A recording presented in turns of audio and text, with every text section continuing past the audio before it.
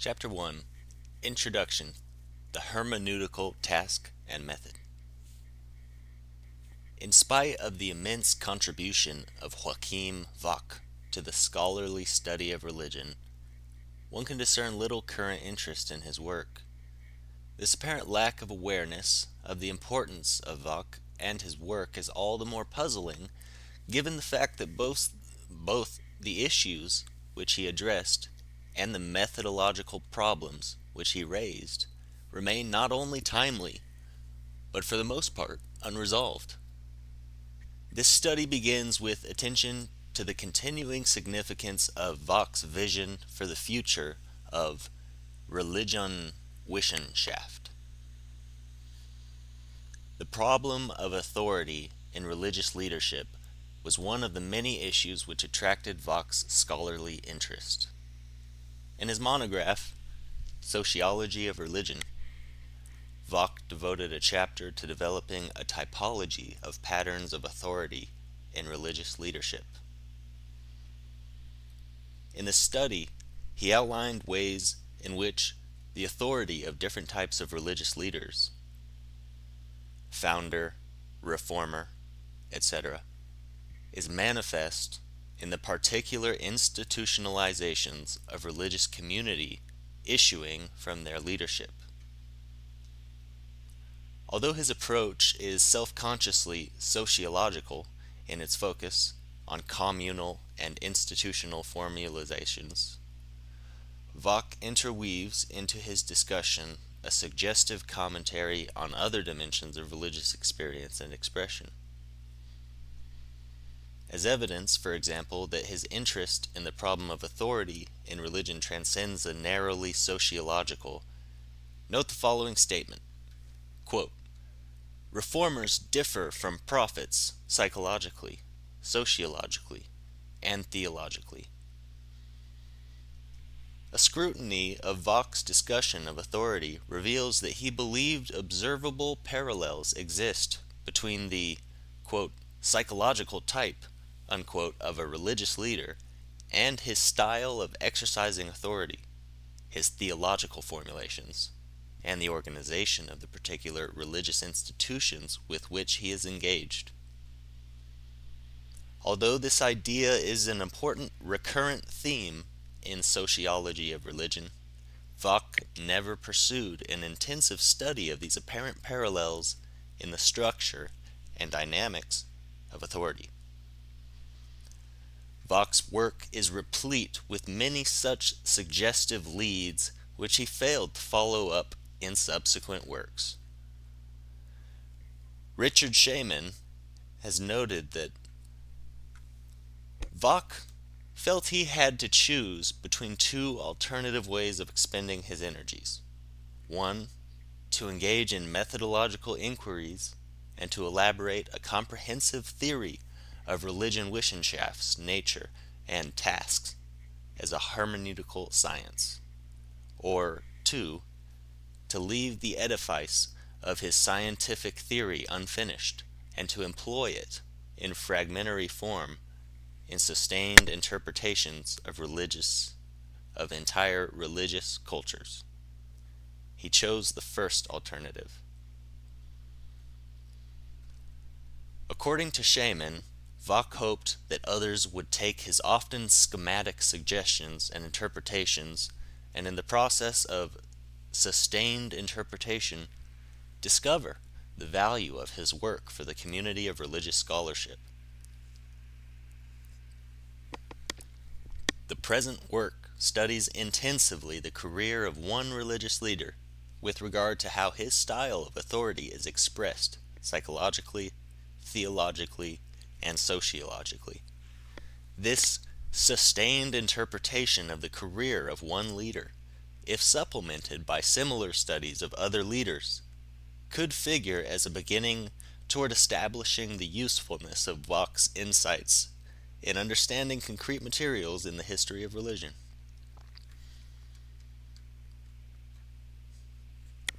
As a focus for this inquiry, I have chosen the life and work of the English reformer and evangelist John Wesley.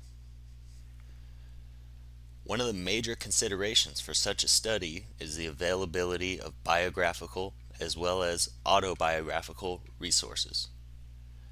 Albert Outler, one of the most foremost contemporary Wesley scholars, has noted that, quote, "We have more autobiographical data from John Wesley than from any other figure in church history," unquote.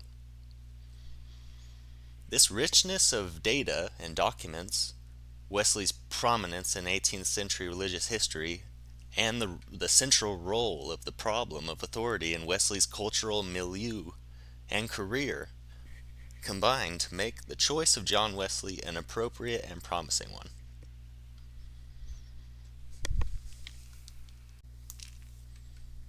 An inquiry into method, religion, Wissenschaft, and psychological interpretation.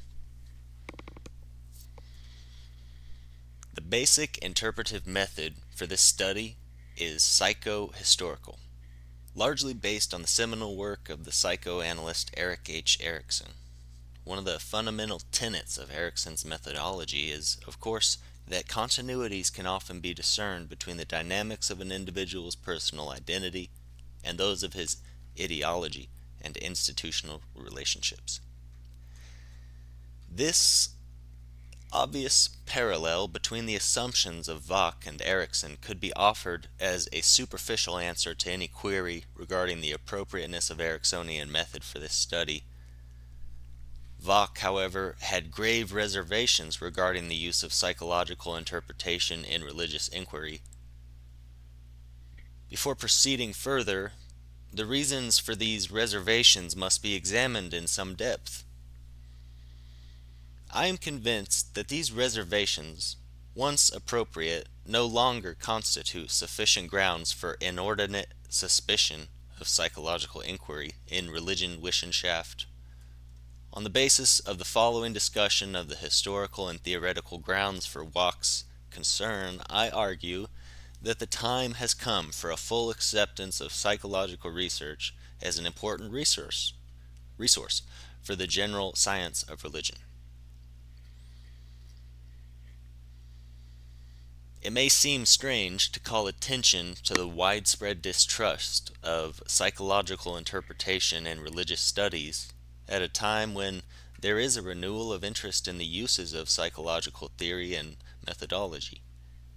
It should, however, be quite clear to us that, given the current state of interdisciplinary inquiry in the religious academy, a renewal of interest in a neglected problem area by no means suggests that the methodological issues which have plagued similar research in the past have now been resolved. The very use of the term religion Wissenschaft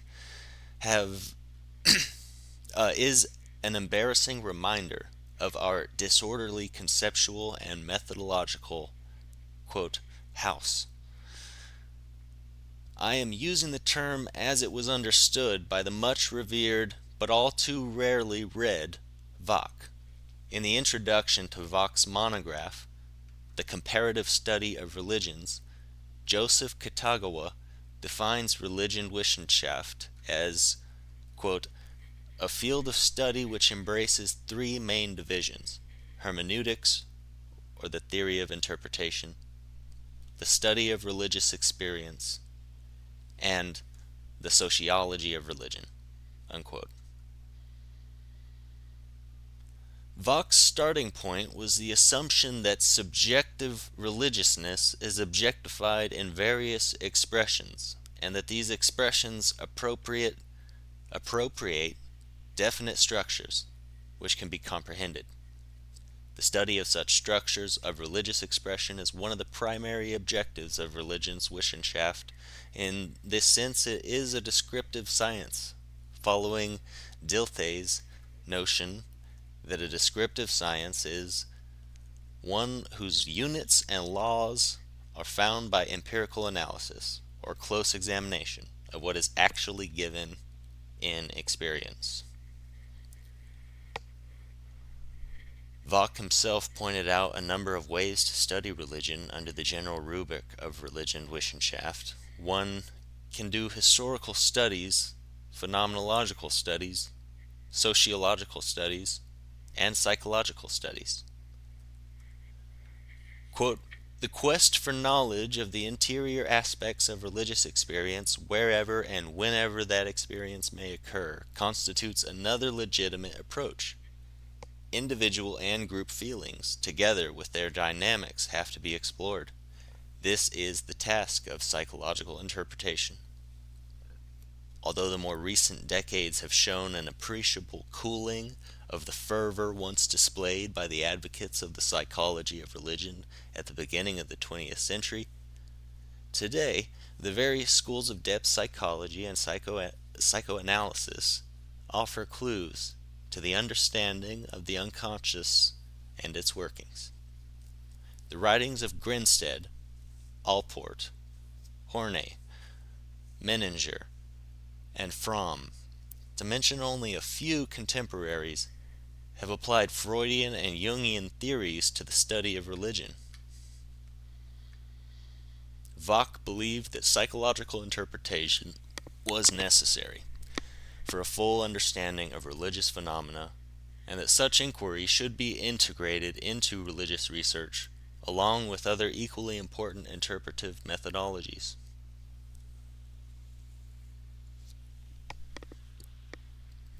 Interpretation of expressions of religious experience means an integral understanding, that is, full linguistic, historical, psychological, technological, and sociological inquiry, in which full justice is done to the intention of the expression and to the context in which it occurs, and in which this expression is related to the experience of which it testifies.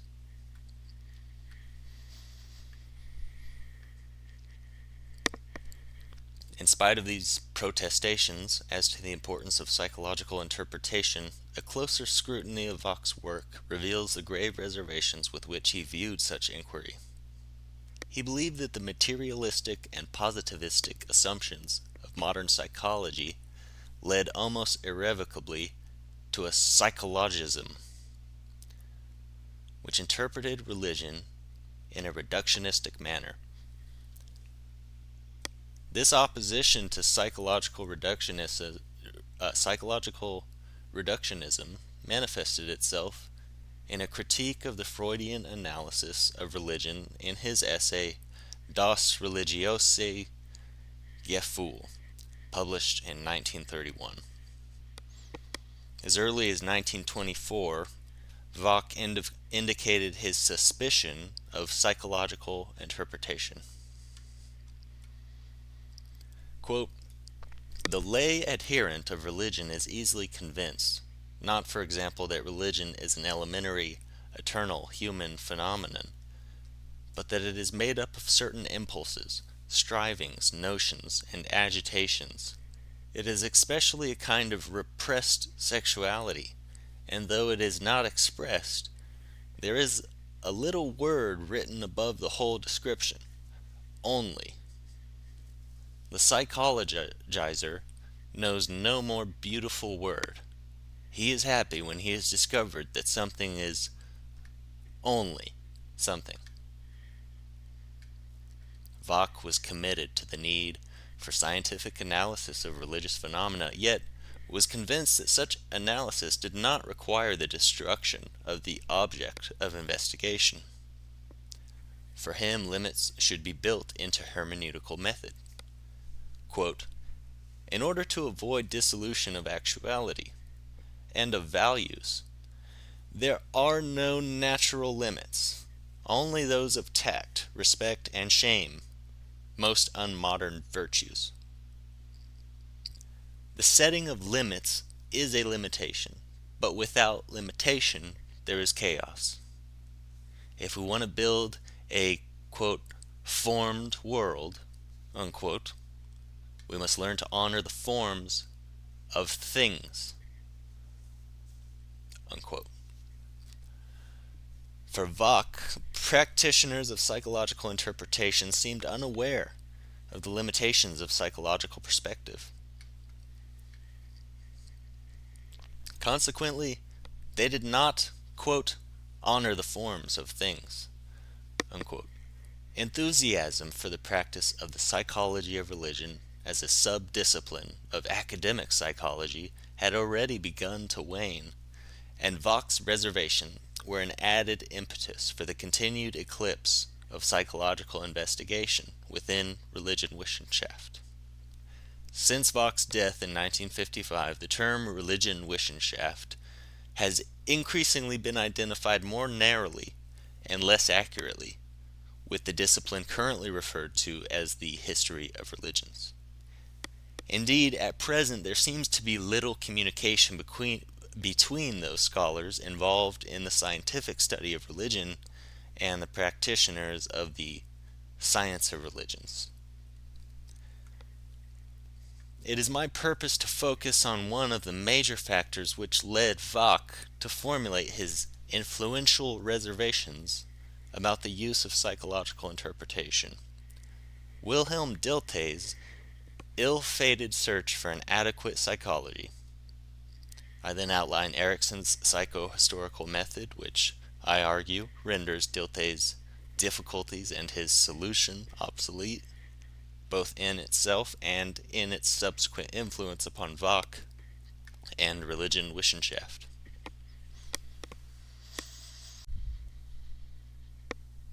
From Psychology to Hermeneutics, the frustrated vision of Wilhelm Dilthey. The irresponsible stewardship of the intellectual legacy of Wilhelm Dilthey ranks as one of the great tragedies in the history of the sciences of man. Unfortunately, his direct influence has been most limited in Anglo-American scholarship. We do hear of him. It is usually in sketches either too brief or intensely polemical in nature.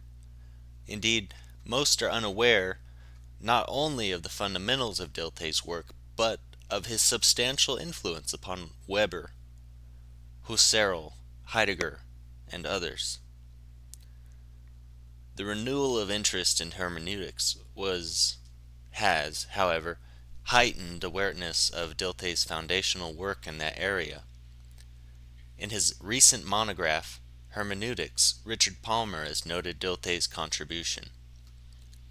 Quote, after Schleiermacher's death in 1834, the project of developing a general hermeneutics languished.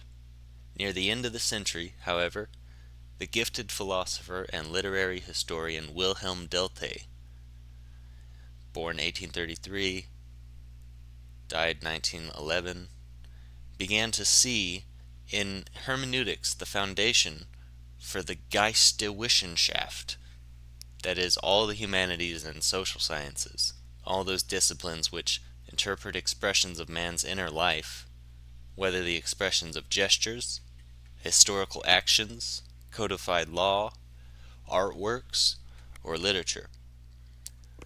Unquote. Eugene Gendlin, in a discussion of Dilthey's views on the, quote, human in culture and history, has summarized the philosopher's approach to the interpretation of these human phenomena. The observable, expressed or objectified, is to be studied in its own inherent human significance. That means it is to be studied in accordance with 1. The human structural functional context of thought, feeling, and purposing. 2. An objectified shared context of such experience in social, cultural, historical data. 3. Centering around the investigator's own inner context of experiencing, the understanding of the objectified context. 4. A kind of category of thought that is adequate to describing the dynamic, changing, interrelating, value-filled character of experience of life.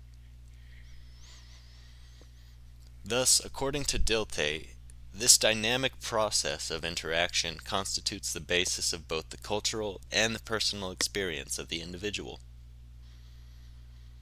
Social and cultural phenomena are objectifications of life, with life understood as the interaction of the polymorphous life units, Life is a temporal stream of inter-individual commonness, whose forms are here for us in their expression.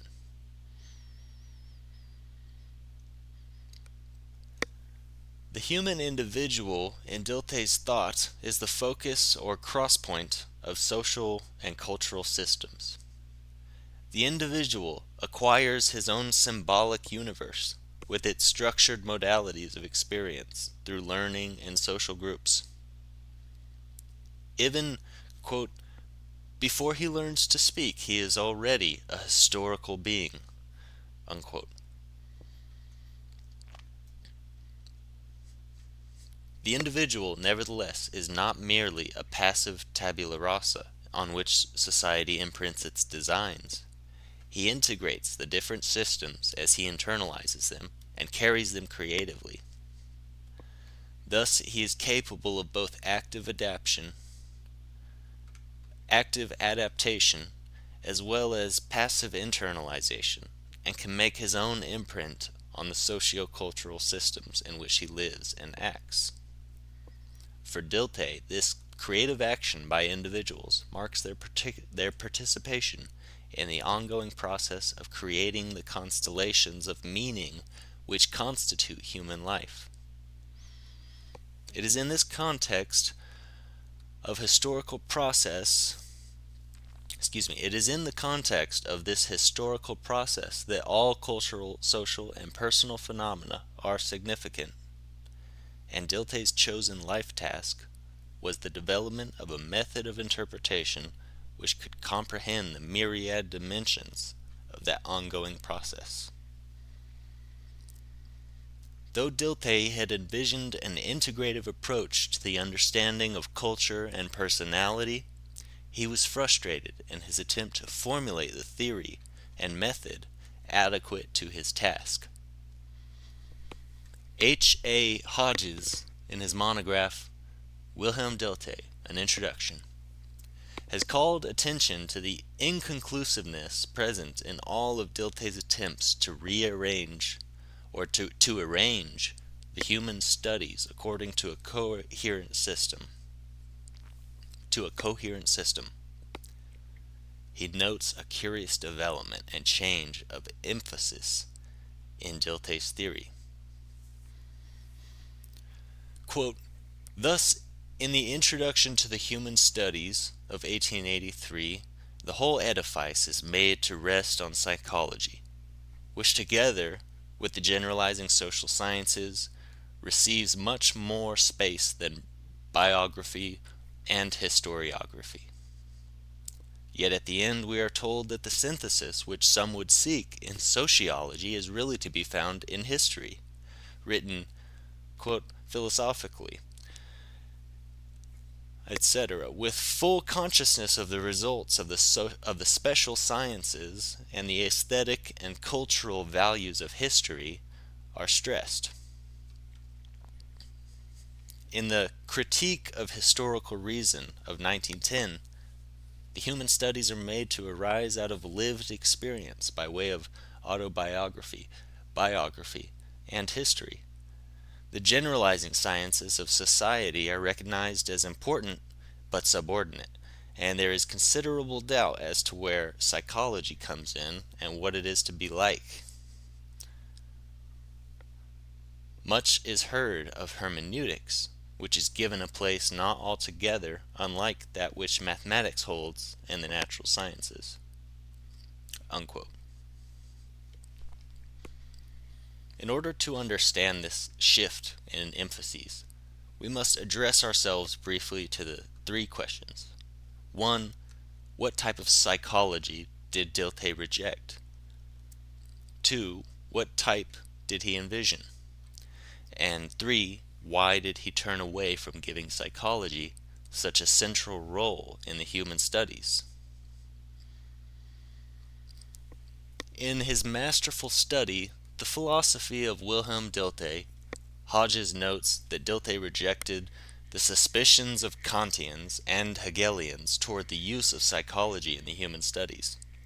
He found, however, promising new directions in the use made of psychology by the British empiricists whose work, quote, stood for an attempt to integrate psychology with the other empirical sciences, in recognition of the fact that the human mind lives and works in the physical world, whereas the Germans were too apt to run off into metaphysical speculations and to seek in the soul of man the key to understanding of all that is.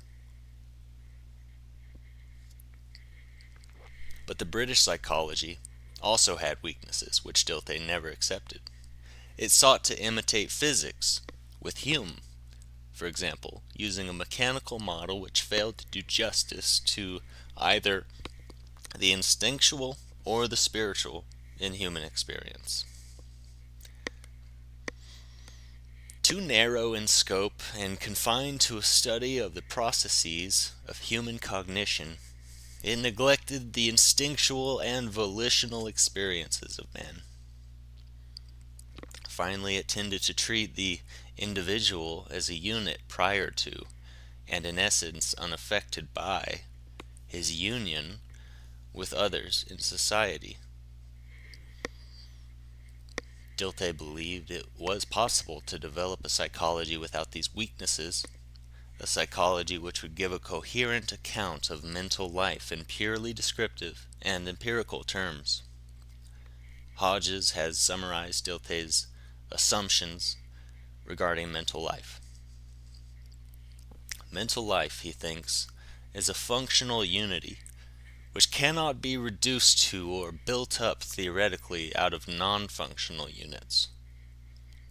This is where he parts company with sensationalism, and also with Brentano, whose position is only superficially like his own. The real unit of mental life is not a sensation or feeling or even an isolated intentional act with its content, but a total reaction of the whole self to a situation confronting it.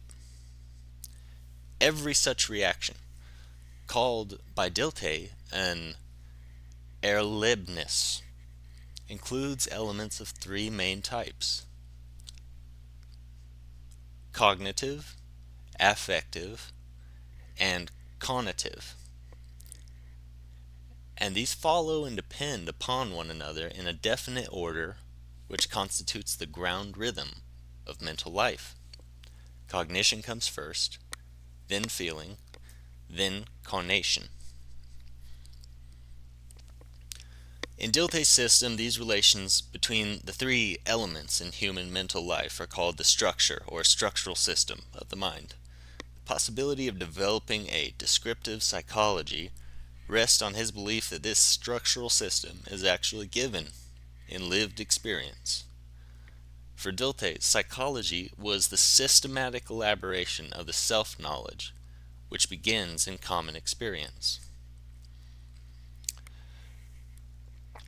Quote, since the structural system is one of living function, our knowledge of it will not be altogether like our knowledge of inanimate objects.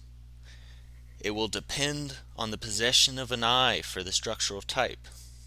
It will always retain something of the living, artistic process of understanding. Indeed, one of its methods for sounding the unconscious depths will be the study and interpretation of those manifestations of human achievement which Dilthey calls objective mind. Those permanent forms with firm outlines, in which so much that is sunk from memory into unconsciousness is still expressed for all to read. It is here, rather than by introspection, that the approach to the unconscious should be made.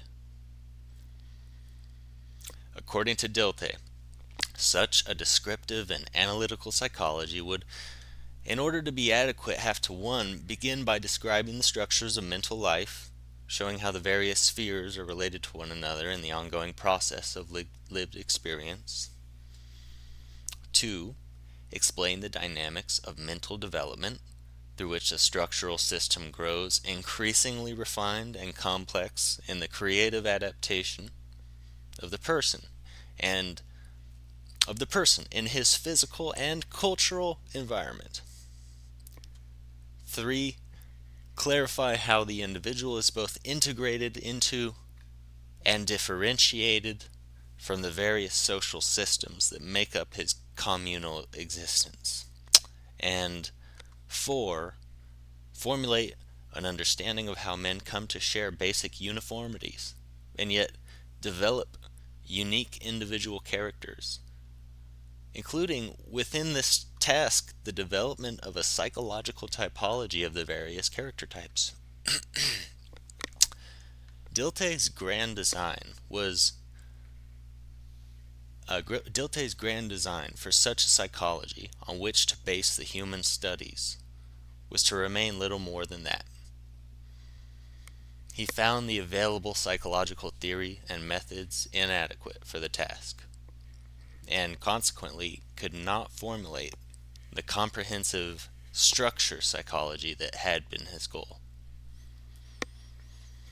Increasingly, structure psychology took on a less central role in his writings, and the focus of investigation moved from the structures of mind to the understanding of expressions of lived experience.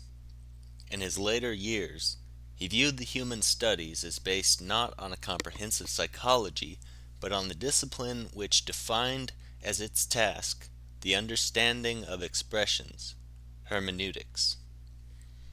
Psychology, while still suggestive and illuminating and still an important tool, was only one of many resources useful in interpreting lived experience and its expressions.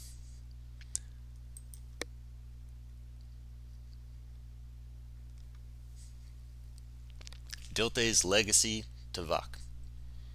The flight from psychology.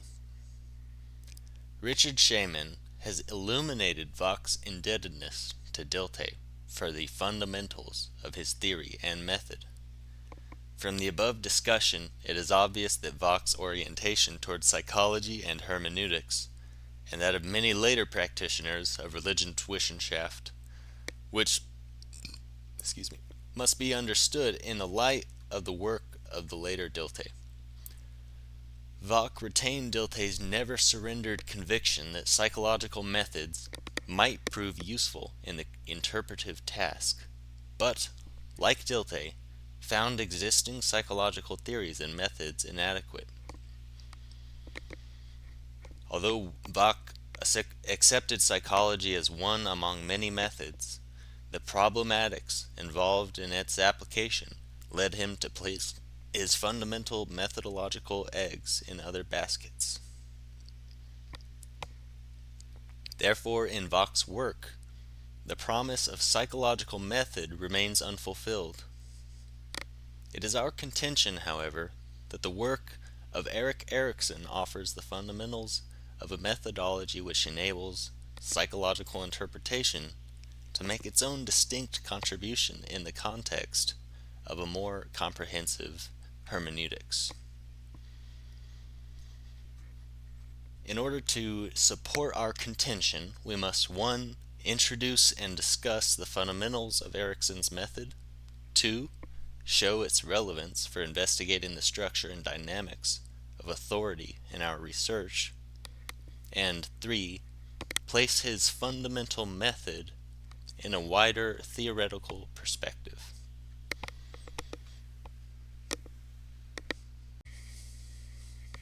Reclaiming the Vision. The promise of Erik Erikson's psychohistorical method.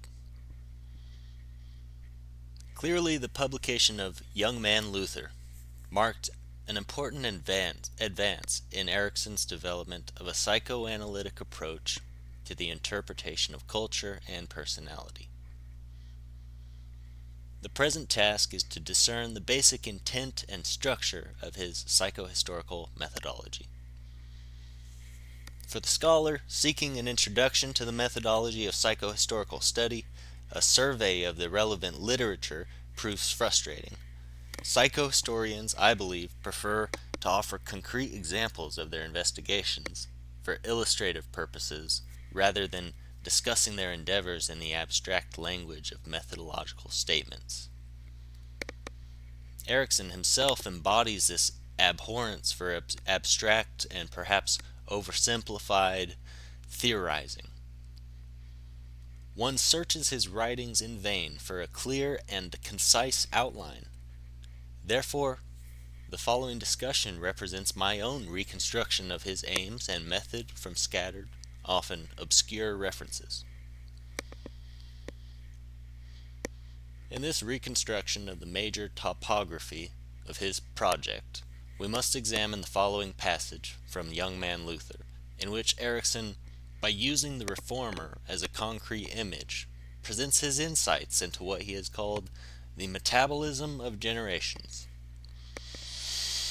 Quote, each human life begins at a given evolutionary stage and level of tradition, bringing to its environment a capital of patterns and energies.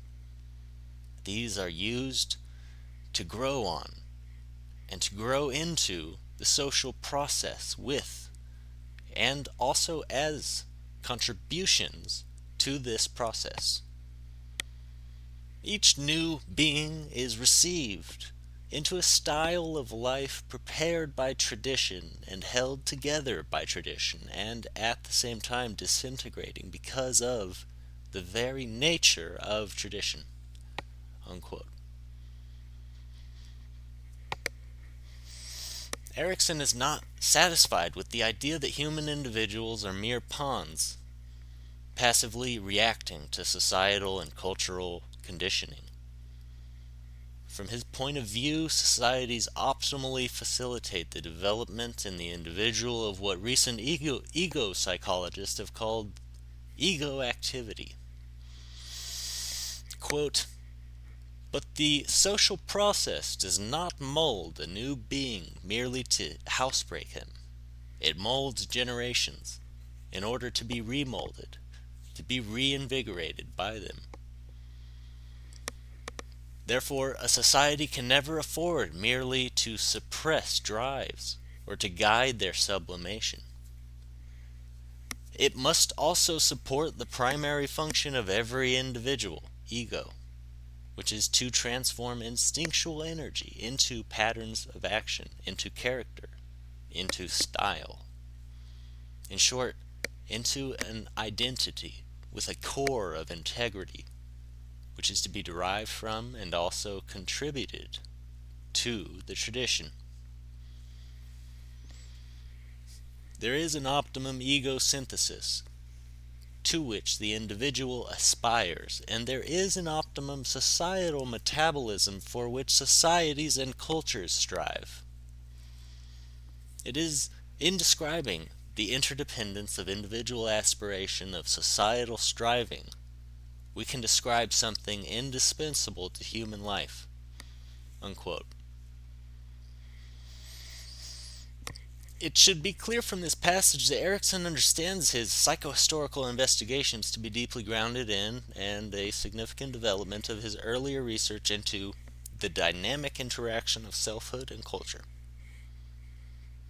Following the above statement of intention, he notes that an earlier book, Childhood and Society, was a program of studies which, quote, might account for the dovetailing of the stages of individual life and of basic human institutions, unquote.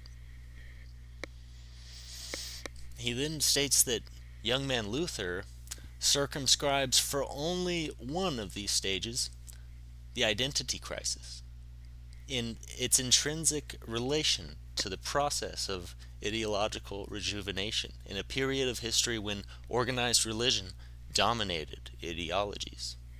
Unquote. Although there are many suggestive discussions in the monograph specific to the understanding of Luther and his culture, the most concise and illuminating portrayal of the processes operating in this metabolism of generations is found in Erikson's essay, Ego Development and Historical Change.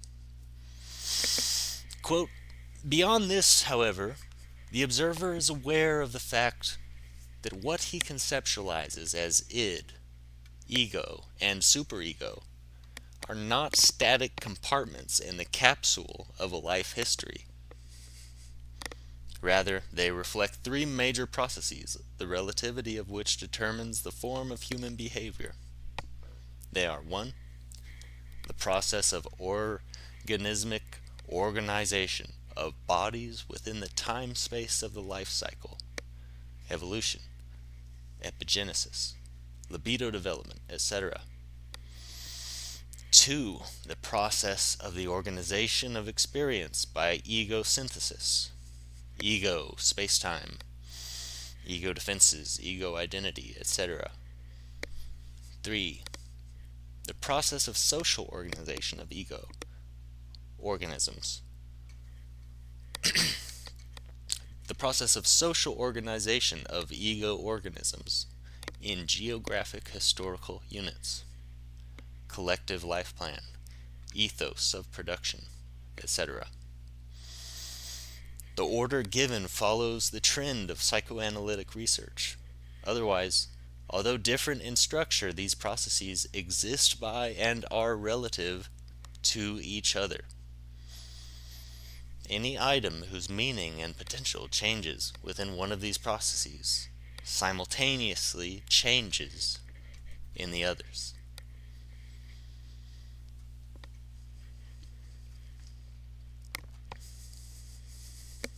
Erikson goes on to state that the undue accentuation of any of these processes arising from loss of mutual regulation and balance can lead to the enslavement by the id, by ego defenses, and by historical conditions. But his central concern in Young Man Luther, and in Gandhi's Truth as well, is to show not only this pathological side, but also the personal and cultural synthesis which can occur when the cultural moment is ripe and the creative, adaptive, and synthesizing capacities of the human organism, especially certain uniquely sensitive and insightful ones, can be brought into play. We can say then that Erikson's program of psychohistorical research focuses on three major tasks. First of all, he discerns and attempts to map out the structures and dynamics of the ongoing historical life process, the metabolism of generations, with its three major components. Secondly, he illustrates the creative human capacity to adapt, to synthesize creatively the polymorphous elements of the different systems of the historical process. And in addition, outlines some of the basic elements which are necessary in such attempts at adaptation. Finally, he describes the manner in which the process of cultural change occasionally precipitates a conflictual crisis in the socio-historical milieu, a crisis which potentially can be solved by a given historical personage because of his special sensitivity to the pattern of the cultural situation.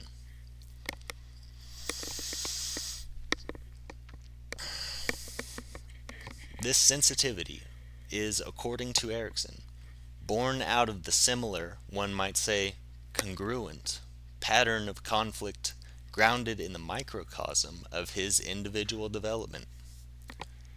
Erikson seems to believe that such an individual, due to the congruence between the microcosm of his personal conflict and the macrocosm of the cultural conflict, is enabled to be the cultural ego, one who, in struggling with his own conflict, is able to resolve the deepest crisis of his socio-historical milieu.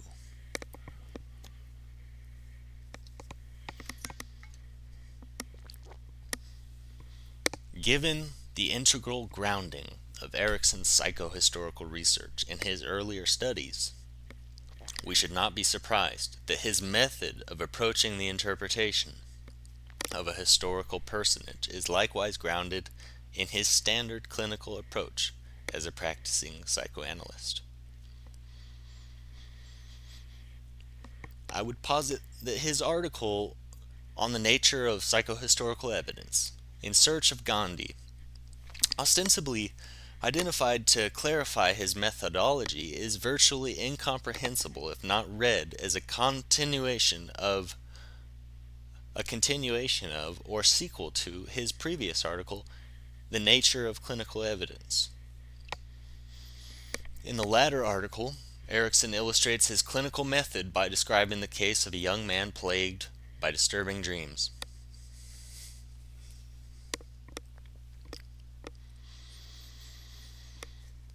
In the course of successive interviews with the young man, the therapist, Erickson, collected a growing amount of clinical data in the form of remembered experiences that the patient had with a number of significant persons in his life. Everything said by the patient in a given hour was linked with the material of previous appointments.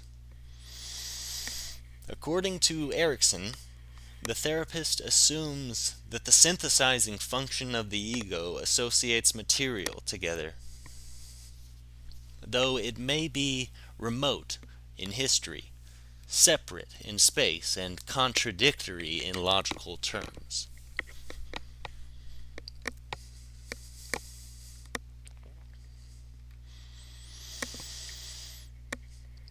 In Erickson's view, the therapist in interpreting the clinical material does not approach it aggressively or actively try to fit the material into his diagnostic schema. Rather, he approaches the material with a disciplined subjectivity, with a free-floating attention, which turns inward to the observer's ruminations, even as it attends the patient's free associations, and which, far from focusing on any one item too intentionally, rather waits to be impressed by recurring themes.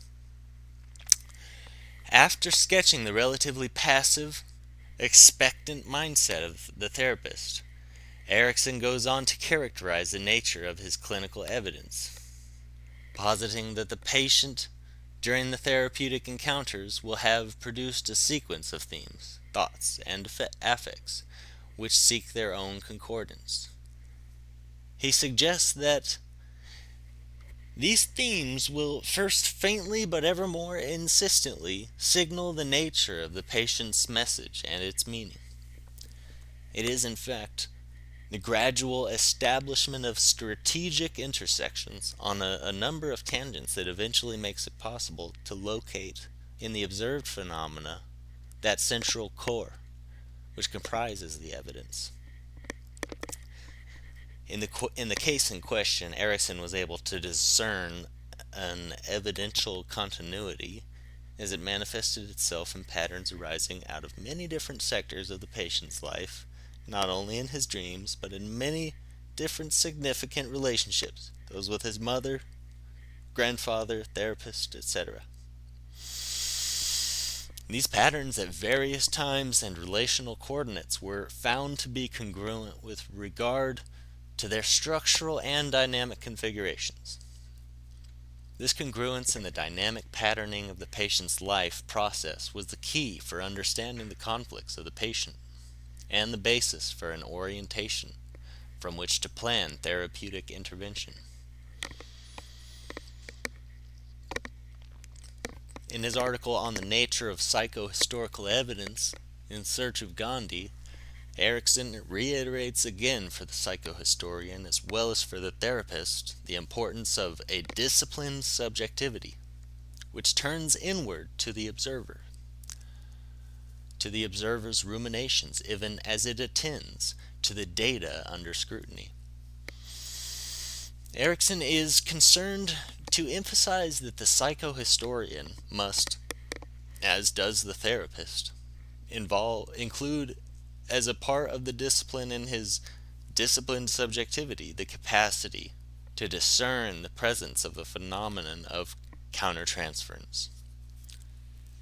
Countertransference, Erikson assumes, is going to be present in the psychohistorical study.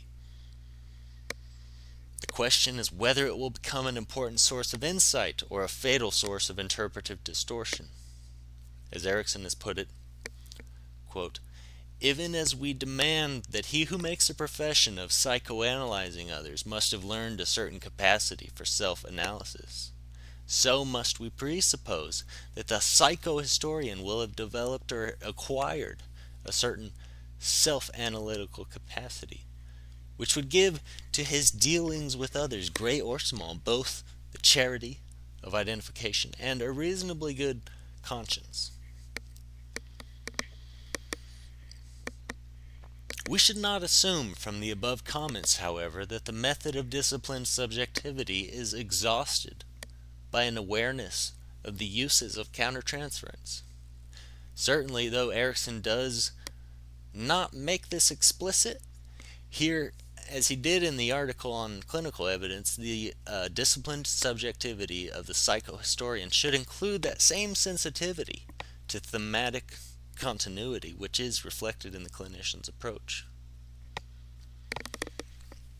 The capacity to see analogs or parallels between patterns of behavior in different arenas, both temporal and relational, of a person's life is as necessary for the psychohistorian as for the clinician. At any rate, we can be sure that the characteristics of disciplined subjectivity refer in general to that heightened capacity for sensitivity to thematic continuities in intrapersonal and interpersonal dynamics, which is realized through a long period of supervised clinical training and experience. It is, however, unfortunate that Erikson's writings on this important topic include an incomplete, albeit suggestive, treatment of this concept.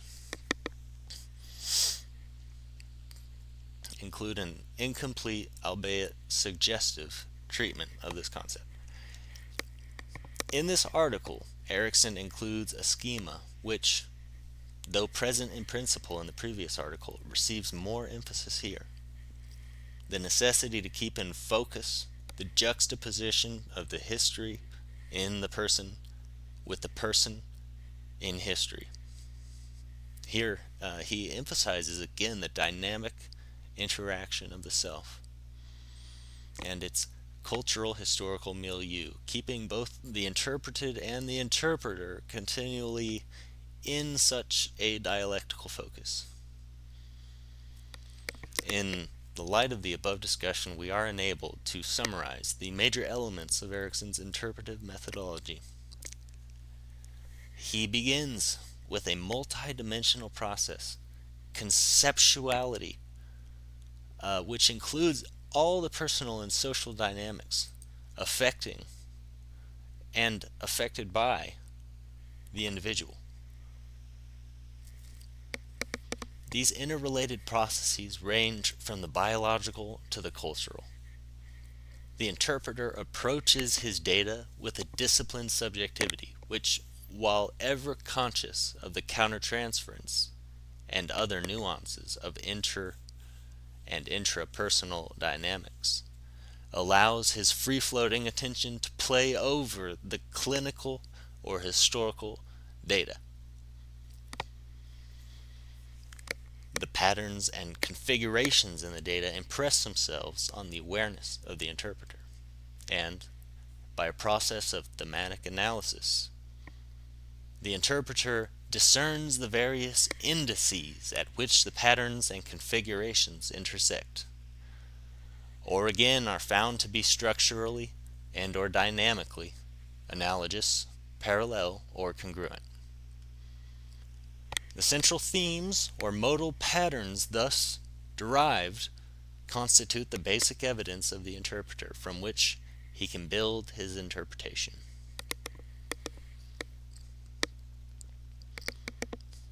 I have in the foregoing discussion suggested that Erikson's work fulfills the projections for Dilthey's psychology of the future, the descriptive and analytical psychology.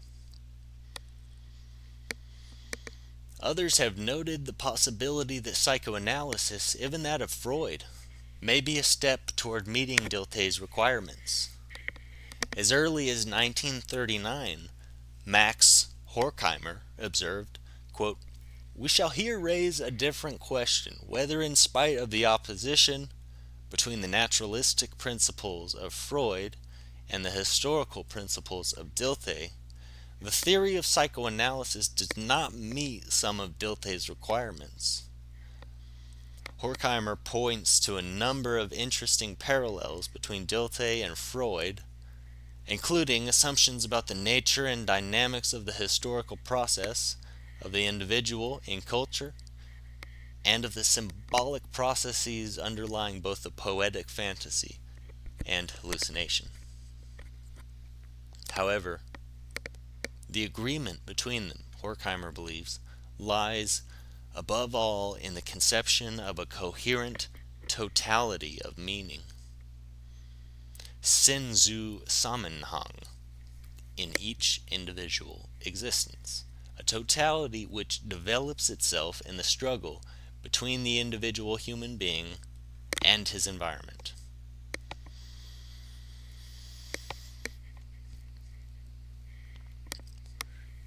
To my knowledge, Horkheimer never continued the investigation of the similarities between Freud's psychoanalysis and Dilthey's projected psychology. I came upon Horkheimer's comments after becoming convinced that Erikson's ego psychology, together with his clinical and psychohistorical method, fulfills the vision of the early Dilthey. The task of presenting in a systematic fashion the grounds for this assertion, of course, is beyond the scope of this study. Such a task would entail, as suggested above, not only comparing Dilthey and Erikson in depth, but also examining the relationship between Dilthey's work and that of Freud, Jung, Adler, and the subsequent psychoanalytic tradition. The parallels are, however, obvious. Both seek to understand man's lived experience by examining closely the expressions or objectifications of that lived experience. Both use an intuitive mode of sympathetic understanding as a central interpretive technique. Both describe the dynamic interaction and mutual activation between the individual and his culture.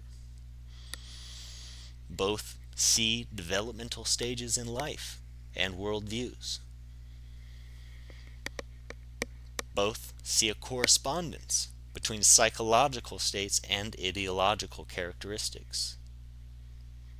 And both see the study of the role of the great man as a useful entree into the complex issues of cultural crisis and change.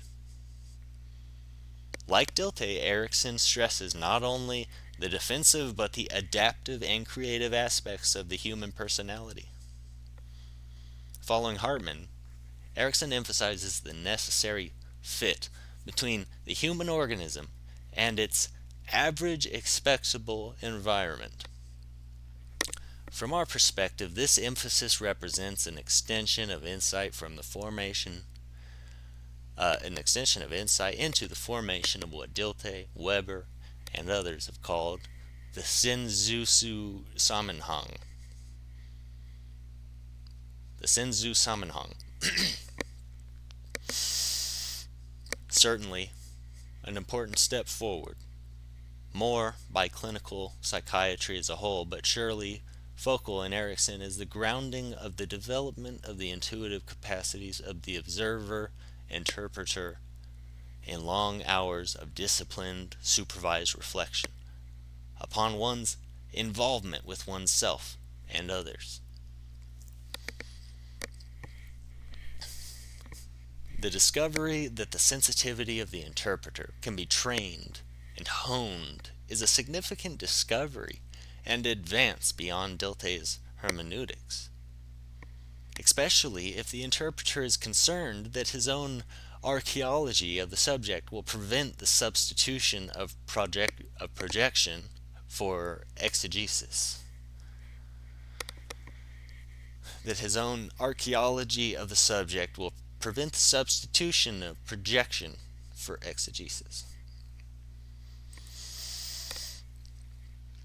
Yet Erickson's clearest advance beyond Dilthey is in the area of the dynamics of human development. Dilthey was quite clear. The realization of a descriptive and analytical psychology would entail explaining the dynamics of mental development through which the structural system grows increasingly refined and complex during the creative adaptation of the individual. While he saw man as a psychophysical unity who developed in stages both organically and ideologically, he never filled in the suggestive outline with a discussion of the relationship of the various components of and discernible steps in the processes of human development. Erickson's epigenetics provide a much more specific, comprehensive, and therefore more satisfactory treatment of these processes. It is here that Erickson's ego psychology has made its most important contribution to the methodology of cultural interpretation. Erickson grounds the source of psychic energy solidly in the biology of the human organism, and then clarifies the manner in which this energy is mediated through certain structural givens and patterned additionally in interaction with the social world. As we have seen above, he has used these insights to present a more comprehensive metabolism of generations than did Dilthey.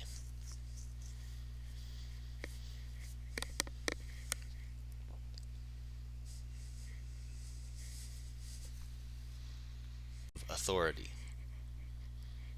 A general model and method of interpretation must, of course, be appropriate to the particular problem under investigation. We have stated the problem is that of investigating possible parallels in the structure and dynamics of authority as manifest in the personality of a religious leader, in his thought, and in his institutional relationships. Is Erickson's method applicable to the problem of authority? In answer to this query, we note that a scrutiny of young man Luther reveals that the investigation of Luther's authority problem is in fact the fundamental theme of the monograph. This theme is evident throughout the work, but nowhere is it more clearly put than in the chapter, Obedience to Whom? Erickson notes there the overriding centrality of the problem of authority in Luther's milieu, both familial and cultural. This conflictedness of Martin's early education, which was in and behind him when he entered the world of school and college, correspond to the conflicts inherent in the ideological historical universe which lay around and ahead of him. The theological problems which he tackled as a young adult, of course, reflected the peculiarly tenacious problem of the domestic relationship to his own father. But this was true to a large extent because both problems, the domestic and the universal, were part of one ideological crisis. A crisis about the theory and practice, the power and responsibility of the moral authority of it invested in fathers, on earth and in heaven, at home, in the marketplace, and in politics, in the castles, the capitals, and in Rome. But it undoubtedly took a father and son of tenacious sincerity and almost criminal egotism to make the most of this crisis, and to initiate a struggle in which were combined elements of the drama of King Oedipus and the passion of Golgotha, with an admixture of cussedness made in Saxony. In a similar vein, Robert Coles, in discussing young man Luther, understands the Oedipal drama described by Erikson in terms of authority conflict. Note the following illuminative passage.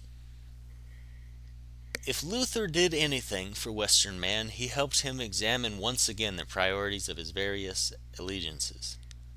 Whom do we obey, and with what degree of commitment and order? Luther first challenged, then disobeyed the authority of authorities, the Pope. Luther had a problem. He was rebellious, outspokenly so. Clearly, Erikson will have to deal with Luther's struggle to obey.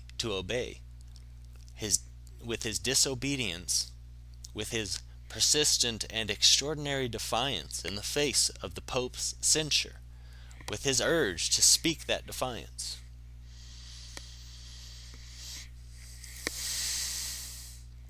We could continue documenting in Erikson's writings the centrality of the problem of authority and the applicability of his method for interpreting parallels between patterns of and authority in the religious leader's psychological development, his thought, and his institutional relationships.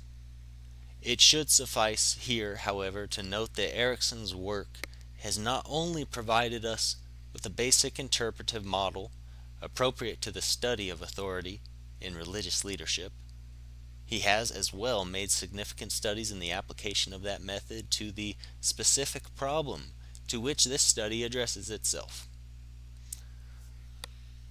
Erikson and the problem of reductionism.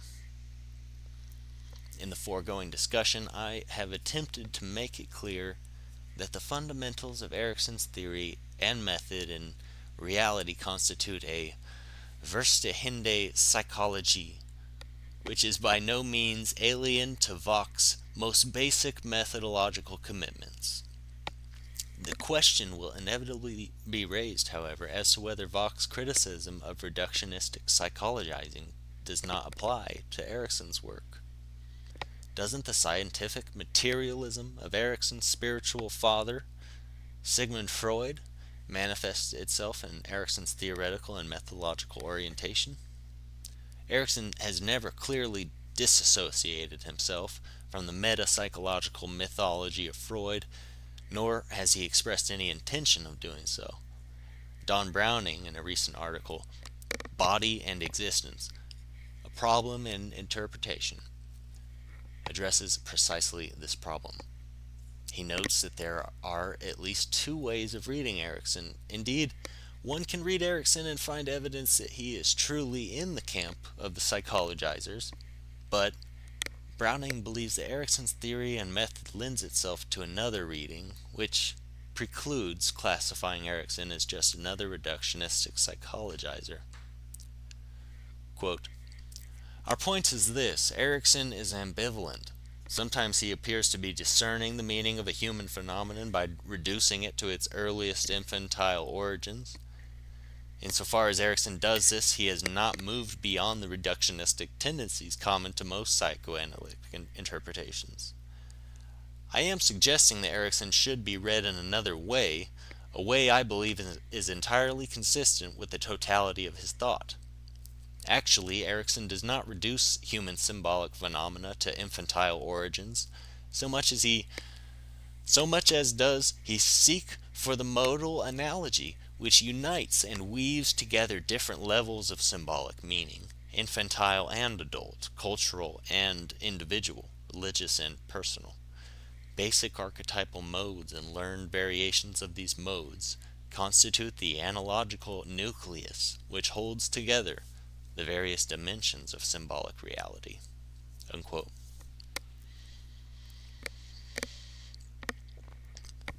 Browning clearly believes that Erikson's interpretive methodology can be separated from the more crass elements of Erikson's metapsychological mythology, those based on scientific materialism and leading to reductionism, and that in Erikson's work can be found the fundamentals of a method adequate to the sui generis nature of cultural and religious phenomena.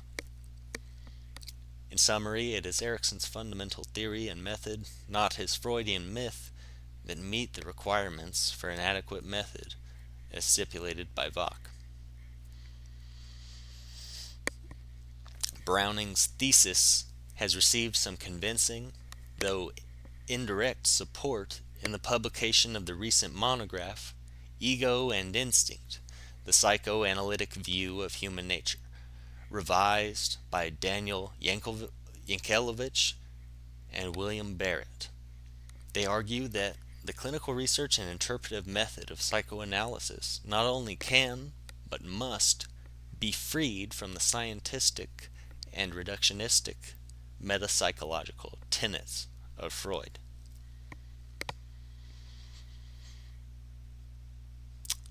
In their view, the Freudian metapsychology can never be reinterpreted radically enough to give an adequate theoretical and conceptual framework for what actually occurs in psychoanalytic practice and interpretation.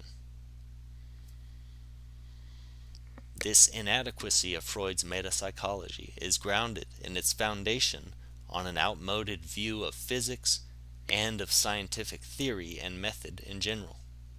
Yankelovich and Barrett posit that an adequate metapsychology must take into account modern physics and scientific theory, following the maxim that ontology dictates epistemology. They proceed to offer a heuristic sketch of what an adequate metapsychology might look like. The ontology of human being and becoming to which they point consists of what they call constitutive principles, principles which focus on the structure and dynamics of human experience.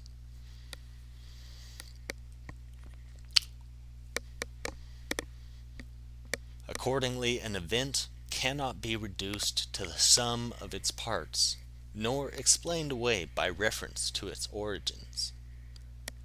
The most fundamental law of nature expressed in human life is the tendency to form new wholes or structures.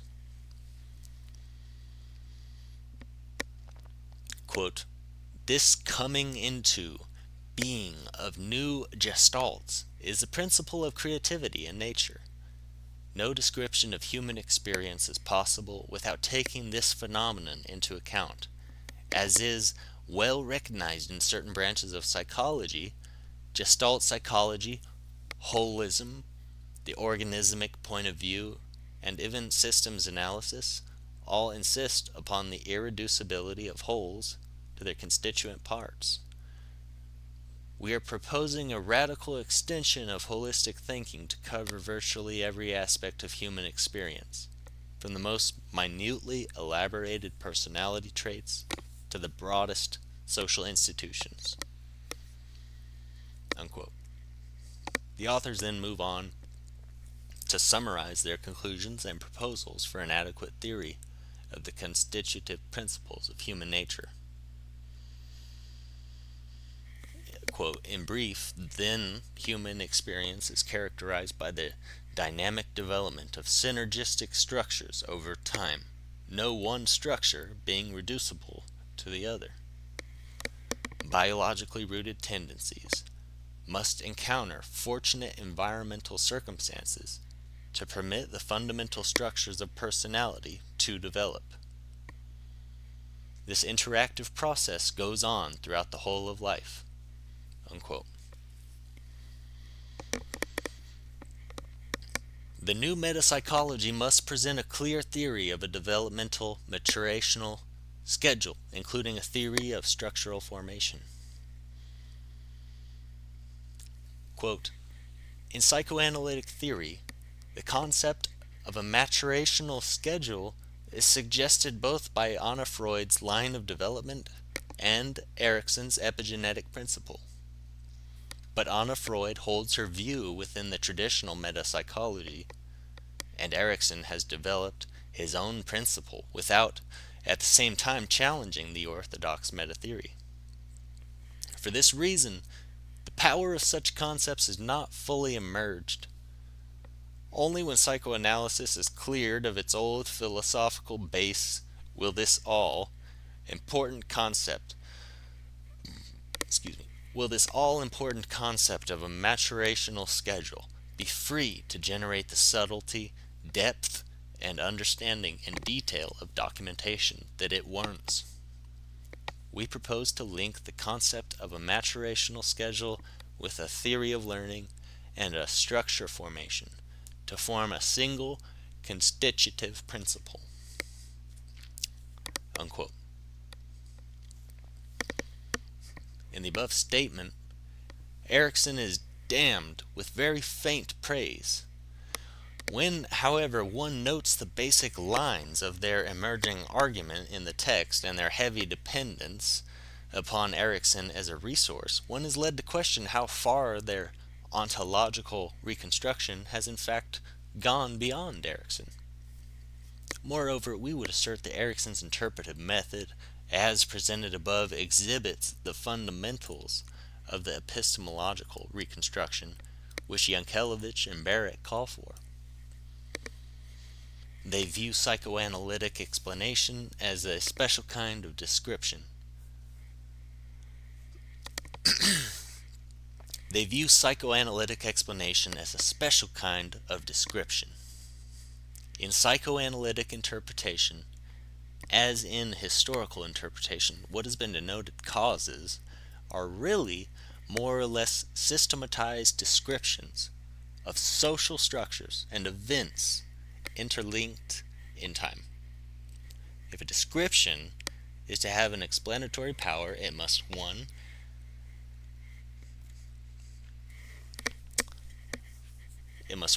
Show a tightly disciplined selectivity, which is based on a thematic analysis of patterns seen against the backdrop of the person's current maturational needs and attendant problem in adaptation.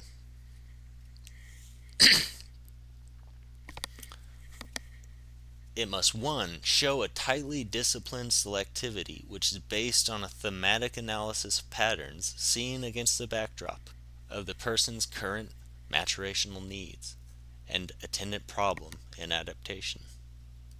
2.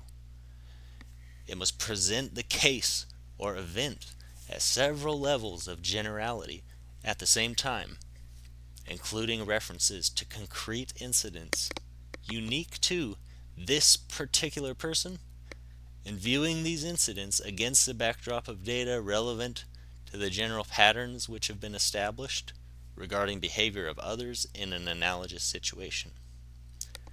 And 3, it must address the question of purpose as well as process. The interpreter, quote, not only asks how the process unfolds, but why. The adaptive point of view in psychoanalysis describes why a person's behavior or style helps him to cope with the world and its demands. It thus functions as an ultimate explanation of why a person behaves as he does. Unquote.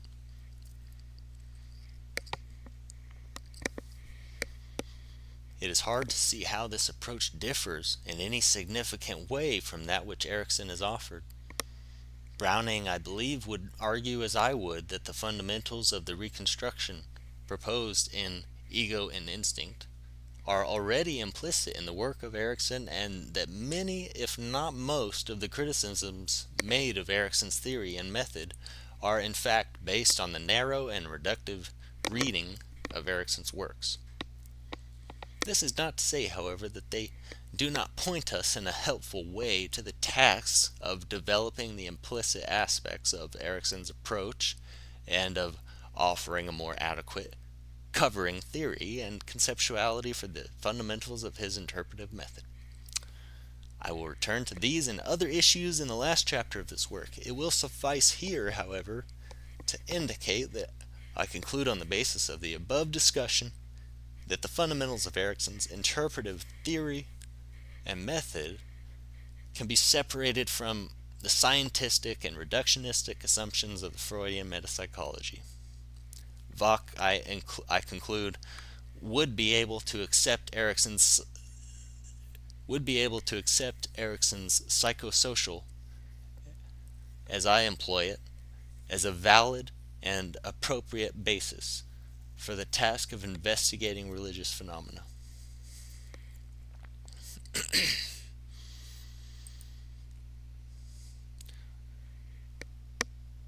would be able I conclude would be able to accept Erickson's psychosocial theory as I employ it as a valid and appropriate basis for the task of investigating religious phenomena. At this point, however, we must table the theoretical argument and turn again to the problem which led to these methodological inquiries, the problem of authority as it is manifest in the life and thought of John Wesley. The structure of the study. In order to complete this study, 3 steps must be taken. First, it must be asked whether patterns of authority relations can be discerned in Wesley's search for selfhood, and those patterns, if any, will have to be described and illustrated. Second, the same question will be asked and answered with regard to his thought and institutional relationships. And third, any parallels or continuities with which may be found between the various configurations must be isolated and interpreted. The second and third chapters will deal with the first of these tasks by focusing on the question of how Wesley changed from a defeated and despairing, unsuccessful missionary pastor to a powerful, effective field preacher and a founder of a religious movement in the course of a few months. The fourth chapter will address the second task by raising the question of how Wesley came to be both accused and praised depending on one's perspective, as being a papist on the one hand and a Calvinist on the other. I will give particular attention, among other themes, to Wesley's viewpoint towards Calvinism.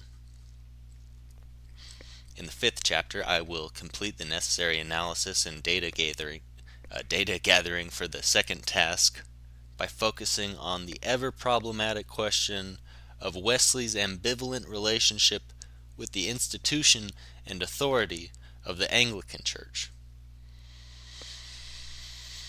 The last chapter will address the third of the necessary interpretive tasks and offer analysis, conclusions, and implications related to the problem of authority and initiative in religious leadership. It will conclude with my own heuristic reconstruction of a covering conceptuality and systematic orientation, which will address both the constitutive ontological and epistemological principles implicit in Erickson's theory and method as it relates to the problem of interpretation in personal, cultural, and religious phenomena.